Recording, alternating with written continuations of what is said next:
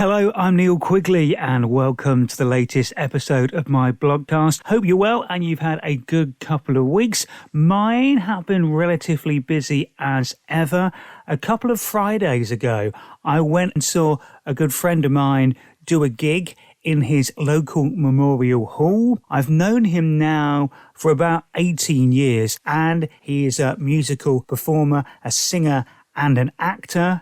His pedigree is good. He has played both the Phantom in The Phantom of the Opera and the lead role of Jean Valjean in Les Mis in London's West End. So he's pretty good. He actually, as a favour to me, also performed at my 40th birthday party. Therefore, whenever he puts on one of these gigs or is in something, I always make sure I try to go along and see it. This was something he'd organised off his own back to put on for people in the village where he lives. And every time he does one of these gigs, he's been doing a series of them now for the last 2 or 3 years. He tries to make them different every time. That might be the theme of the evening, or it might be the guests that he manages to get to come along and support him. Now, normally he holds these events on a Saturday. This time it was on a Friday, which, as I was busy in London till relatively late in the afternoon, early evening, it did make it a bit difficult for me to get there. So I missed the first half of this concert, but I did arrive during the interval, managed to grab a very quick chat to him there to find out how the first half was and to tell him I was very much looking forward to seeing part two. What he'd done for this one is he had got together an amazing three-piece band from people he knows within the industry. The band was led by a gentleman called Paul Moran, who, for starters, is a very talented instrumentalist. He could play several different instruments, including the Hammond organ, one of which he brought along to play on this particular night. He's also the musical director for Van Morrison and has toured with him for many years. So, as you can imagine, he's pretty good.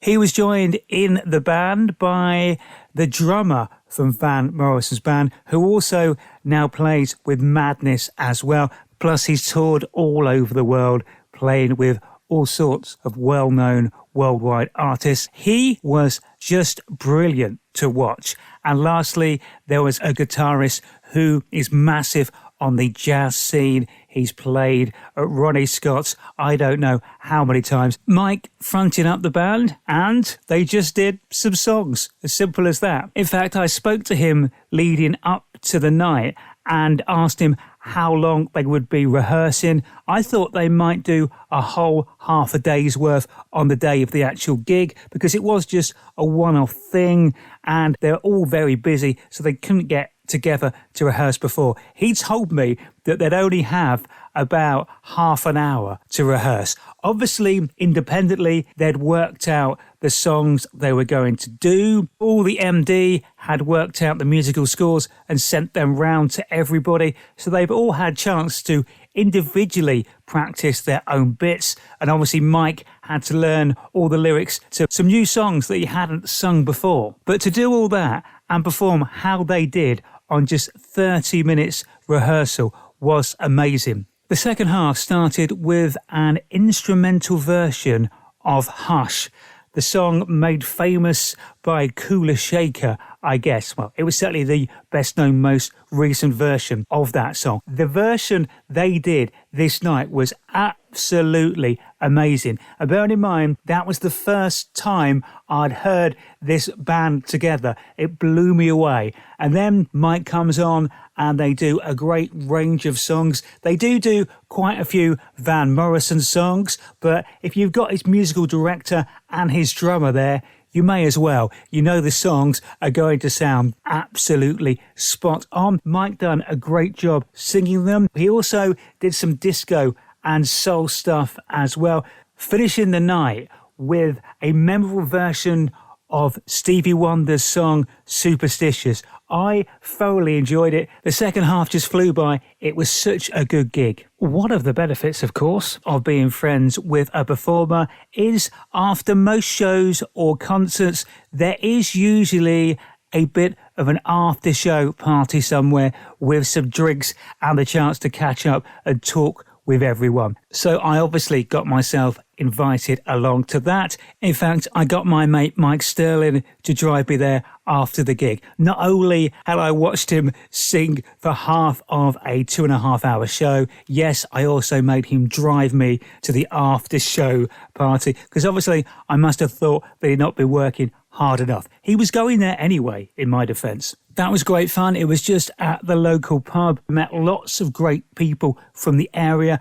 I also did get to have a nice chat to Paul Moran, Van Morrison's musical director, which was great. He's such a nice bloke as well, and I could happily watch him play the Hammond organ all night. So I'm looking forward to trying to see him in action again, maybe playing again with Mike, but more likely in one of his other gigs. Although I have seen Van Morrison perform before, so chances are I've already seen Paul perform previously. I just didn't know it at the time. I did also manage to, of course, chat to Mike afterwards as well. So it was great to speak to him, find out what he's been up to, and just do that thing that mates do of generally catching up on each other's very busy lives nowadays. His next project is a new musical that's coming to London called The Finellis, in which he plays one of the leading roles. It's a musical comedy. I've booked my tickets to go and see it, and I'm looking forward to that. It's only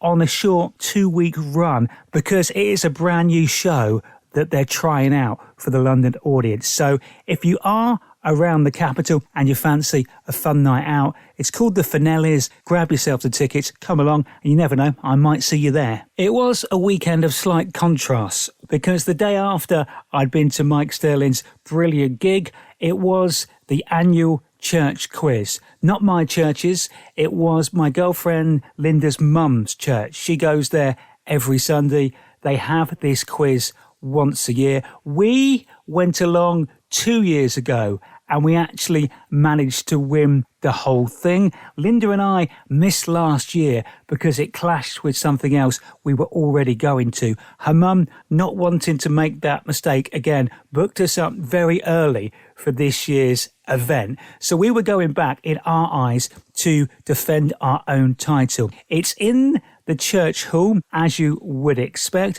and it being a church, it's a non-alcohol event, which suits me at the moment as I'm not drinking. However, we had to get special dispensation from the vicar for me to bring in my own gluten-free, non-alcoholic beer. They were supplying various drinks, but I don't think they were going as niche down the gluten-free, alcohol-free route that I required. Sadly, there was a slightly smaller turnout than there was the last time that we went along, but everyone there was really nice and really friendly. My girlfriend's mum had put together basically a crack team. It was the same team that we had when we won the event 2 years ago. They didn't win it last year without us, so me and Linda did feel a bit of extra pressure. It was a really fun, well-run quiz with lots of different rounds to get involved with. There was a couple of picture rounds which really did play to our strengths. One of them was identifying fruit and veg. Linda and her family are massively into their food, and one of our team was also a vegetarian, so obviously had tried pretty much all the fruit and vegetables known to man at some point. So because of that, I think we've done rather well at that round. And for the other picture round, you had to name every single country in Europe and say exactly where it was. I am absolutely useless at geography, so I took a back step for this one. However, we did have with us on the team a deputy headmaster, and although his specialist subject, if you like, was not geography, fair play, he got every single country in Europe in the exact right place. So there were 42 points on offer for that round, and we got all of them, which I think helped us quite a lot at that early stage of the competition. There was a round, let's say borrowed from Richard Osman's House of Games, where there are many, many answers to the question category. But if you get an answer that is correct, but is the same as either one of the other teams in the event or the quizmasters who were playing along, then you don't get any points. We did actually quite badly at that round. We were being too clever. We were going for the most diverse, most difficult people, place or thing in each category. And at least another team were doing the same. So we just cancelled each other out. Sometimes with that sort of round, I think you've got to go for the obvious answer and hope that everybody else makes it more complicated than it has to be. So at that point, we're a bit concerned. We definitely dropped points there. But then there was a music round, an intros round, no less. My forte, my moment to shine. And I'll be honest, I got 9 out of 10. The one I didn't get, it was an Elton John song from the 90s, and they only played about 10 seconds of it, and I couldn't quite place it. And then as they were going through the answers, before they revealed the answers, they played an extra 5 seconds of it. And annoyingly, from that extra 5 seconds, I got It Was Something About the Way You Look Tonight, which I didn't actually answer on the answer sheet, which was very annoying. That was the B-side of the Diana tribute record, which did very well in its own right. Anyway, 9 out of 10 was still quite good on the music round, I thought. I know what you're thinking. You are wondering if we did manage to reclaim our crown, meaning Linda and I have a 100% record at this church quiz. Well, I'll put you out of your misery now. The answer is yes, we won the whole quiz by 8 points, which was great. We're very pleased. And if I'm honest, a little bit smug with ourselves. There was a prize on offer as well. We each got a £10 Amazon voucher. I've already spent mine on an Elvis Presley mouse mat. Well, I was trying to find something for £10 on Amazon, and that's about all I could find. They also fed us during the event, and fair play to them, they ordered in a takeaway from a professional local company, and they did do a gluten-free option, which was perfectly labelled. So I had that during the interval. It was a really nice curry and no problems at all. It was definitely gluten-free. They looked after us perfectly there. So we had a great and very successful night. Although the vicar clearly did remember us from the last time we all came and won previously, and maybe, I think jokingly or not, suggested that next year for the quiz we cannot be on one team together, but we have to be spread around all the other teams. I mean, I could see his points, and I guess that would make it fairer, but we are all massively competitive. Me and Linda, if we're against each other, that could get quite nasty, and one of us would be sulking at the end of the evening if the other had won, I reckon. Part of the team included Linda's auntie and her boyfriend, so we went back to their place for a post-celebration cup of tea after the quiz and a bit of a team debrief, which was a great way to end another winning night. I do like looking around a museum or a gallery, but they're not necessarily always my first choice. Linda, my girlfriend, on the other hand, really does enjoy that kind of thing. So we were trying to work out what to do last Saturday, and I thought I spotted online that the Victoria and Albert Museum in London had a theatre and performance exhibition and a diva exhibition, both of which had quite a lot of exhibits I fancied seeing. So we decided to go to the V&A Museum to have a general look round and have a look at those two exhibitions. I was pretty sure I had not been there before. It's in South Kensington, of course, very near to the Natural History and the Science Museum, both of which I've definitely been to several times. But for some unknown reason, I'd never gone in to V&A. We arrived and went through the main entrance. I'd forgotten what a spectacular building it is. It's huge and does look amazing. We went for a general look round first of all as we made our way towards where we believed the theatre and performance exhibition was.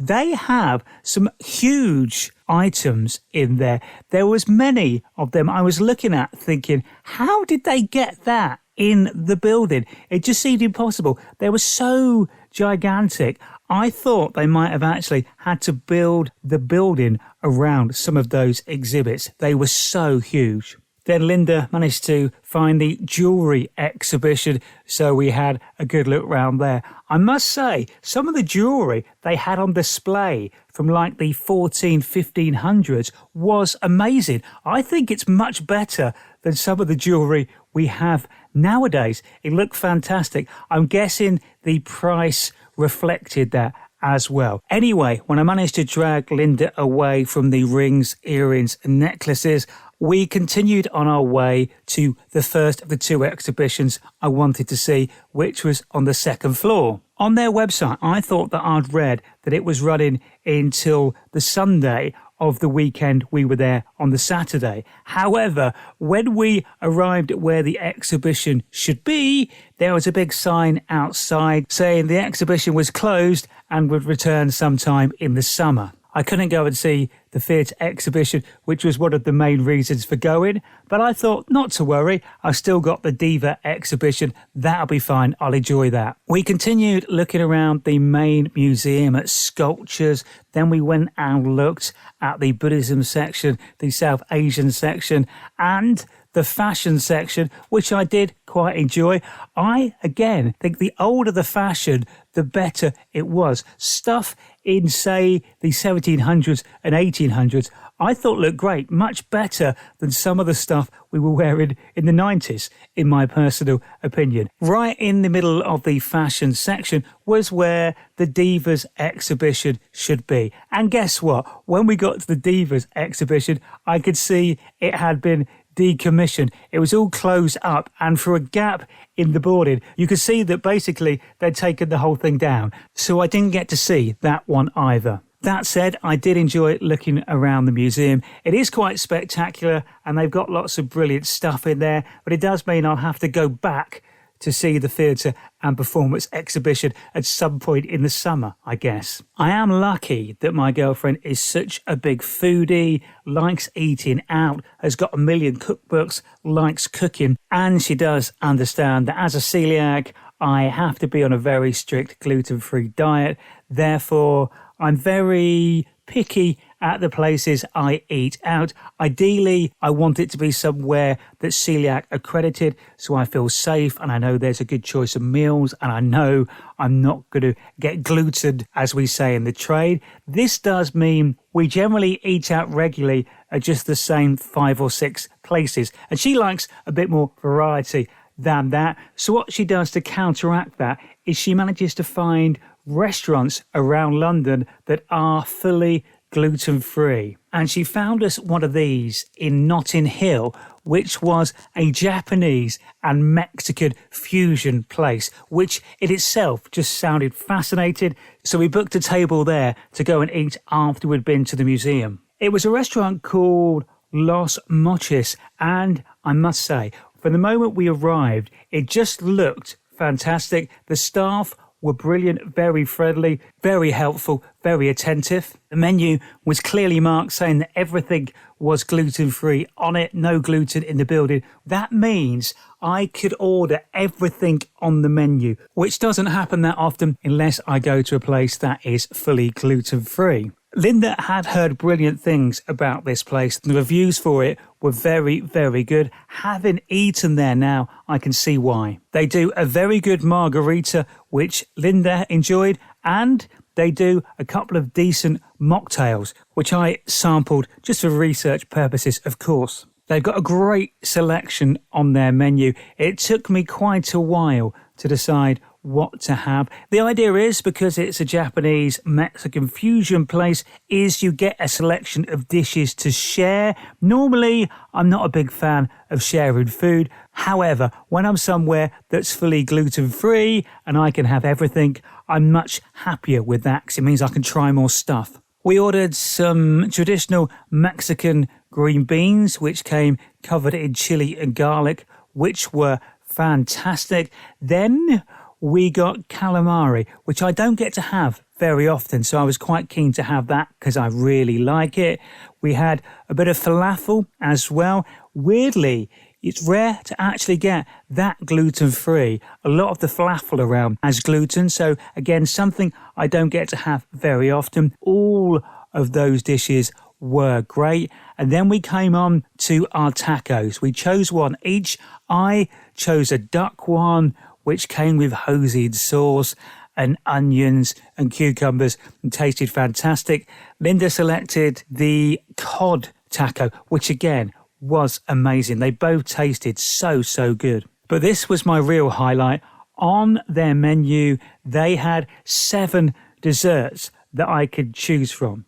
I cannot remember the last time I had that much choice for my pudding. It took me quite a long time to decide, and then I brokered a deal with Linda on her suggestion, to be fair. She doesn't normally have dessert, but she was happy to try some because she knew in this restaurant, for a change, if she couldn't eat all her dessert, I would finish it. So she asked me what my 2 top choices would be. So I ordered one and she ordered the other. I chose their meringue, which was chili infused, and she, kind of on my behalf, because I'd seen somebody at the next table order it earlier, got the chocolate fondant. The meringue was great. The chili did have a real kick to it for a pudding, and it wasn't meringue I was used to. It was more a Spanish meringue, I'm informed, because it was all soft and creamy and not sort of a bit tough and dry like some meringue is, if you know what I mean. Anyway, it tasted unbelievable,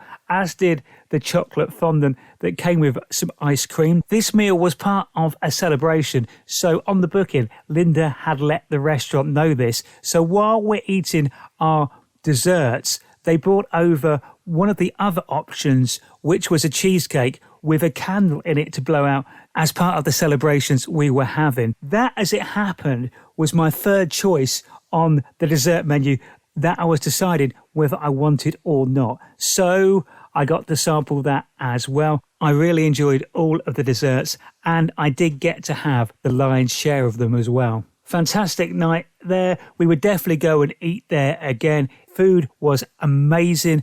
They have another restaurant in the city area of London as well. So next time, we're not sure if we'll go there or go back to the one in Notting Hill. Either way, there's lots more things on that menu we want to try, so we will be going back. I won't go into the graphic detail of this too much, but for the last 10 years, I've had quite a lot of problems with my ears in that they don't kind of self-regulate themselves properly, and I get quite a build-up of wax, and it just doesn't disappear in the normal way. This means round about once a year minimum, I have to go to the hospital for a procedure which I would basically describe as having my ears hoovered out. They've got a special little machine that's tiny, it's got a camera on it, it goes inside your ear, and they do a bit of hoovering and clean them all up. It improves my hearing every time I have it done because it gets deadened by the blockages. And also as well, I know when my ears are getting bad because I start getting a bit of tinnitus. Now I've had my ears hoovered, that has completely gone. My ears are in great condition at the moment and I'm very happy, although I will need to get it done in a year's time. So something to look forward to. Tottenham season still continues to go up and down a little bit, but it's generally positive. I am enjoying the season. I was, of course, at the North London Derby, being a season ticket holder. Always the biggest game of the season, Arsenal at home. It didn't quite go our way. It was one of those games where all the tight little decisions and things didn't quite fall our way. I think in the end, we were a bit unlucky not to get a draw out of it. After being 3-0 down at half-time, to get it back to 3-2 and being the chance of at least sharing the points towards the end of the game, I wasn't too unhappy, although I obviously would have loved to have beat Arsenal. But we move on, and only a few more games left of the Premier League season before we could turn our attention to England and the Euros. I'm quite excited about going to the cinema later, which is unusual for me. We are going at my insistence. There's actually a film I want to see that comes out this weekend. It's a nod back to my childhood. I was a massive fan of The Fall Guy with Colt Seavers. I think I've seen every episode probably 3 or 4 times. Absolutely loved it. Was the highlight of my Saturday tea times. They have made a new Fall Guy movie starring Ryan Gosling and Emily Blunt. So that is what we're going to see later. I hope it's good. I hope they've kept it true to the original. I hope they've not made it a bit silly like I felt they did with the Dukes of Hazzard film. I think it kind of lost something from the original series. Hopefully, I'm really going to enjoy it. I guess at the very least, I do know the place where we're going do sell gluten-free popcorn. So at least I can have some popcorn. Hopefully it'll be great. I'll tell you what I thought of the film next time we speak. I will obviously be wearing my Fall Guy t-shirt that I bought about 8 years ago to watch the film in. Probably be the only one in there with anything relating to the TV show on, but we shall see. That's nearly it. Just a reminder that you can hear my radio show Saturday afternoons between 2 and 4 at radio9springs.com. That is it for this episode. Look after yourselves and each other. Take care, and I'll speak to you soon. Bye-bye.